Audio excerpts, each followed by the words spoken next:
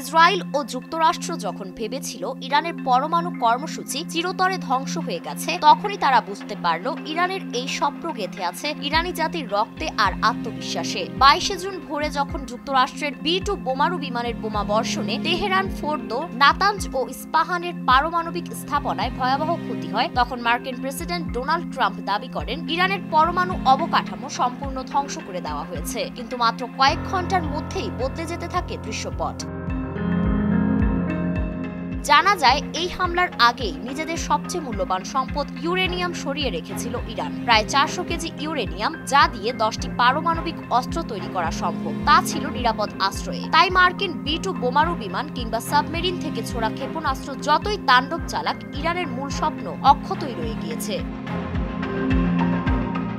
মার্কিন সামরিক বাহিনী দাবি করেছিল পারমাণবিক স্থাপনাগুলো পুরোপুরি ধ্বংস হয়ে গেছে, কিন্তু হামলার পরপরই দেখা গেল চারপাশে তেজস্ক্রিয়তার তেমন কোনো লক্ষণ নেই। স্যাটেলাইট চিত্রে দেখা গেছে ফোর্দোর অবকাঠামো কিছুটা ক্ষতিগ্রস্ত হলেও মূল কার্যক্রম অক্ষত রয়েছে। আন্তর্জাতিক পর্যবেক্ষক সংস্থাগুলো জানায়, হামলার পরেও ইরানের পারমাণবিক স্থাপনাগুলোর আশেপাশে তেজস্ক্রিয়তার কোনো চিহ্ন দেখা যায়নি।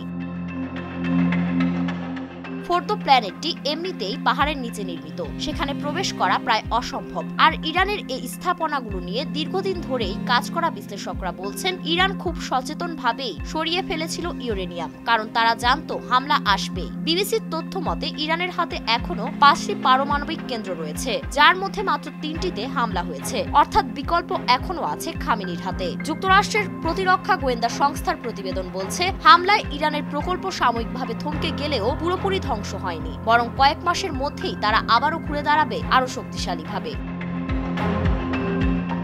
ইসরায়েল ভেবেছিল ইরানকে দমিয়ে দেওয়া যাবে, যদিও ইরান বহুবার বলেছে তাদের পারমাণবিক শক্তি শান্তিপূর্ণ উদ্দেশ্যে ব্যবহৃত হবে। তবে ইসরায়েল এবং পশ্চিমাদের সন্দেহ ছিল তারা গোপনে অস্ত্র তৈরি করছে। এই সন্দেহ থেকেই তেহরানে একের পর এক হামলা চালায় নেতানিয়াহু সরকার। কিন্তু খামেনির নেতৃত্বে ইরান শুধু পাল্টা জবাবই দেয়নি, এমনভাবে প্রতিরোধ করেছে যে ইতিহাসে তার নজিরবিহীন। ইরানের ছোড়া ক্ষেপণাস্ত্রে তেল আবিবের বাংকার কেঁপে উঠেছে, দিশেহারা হয়ে পড়েছিল দখলদার বাহিনী। তবে ইরানিরা একটাও ইউরেনিয়াম ছাড়েনি, তারা জানে বেঁচে থাকলে সময় মতো তার ব্যবহার করাই হবে সবচেয়ে বড় জবাব।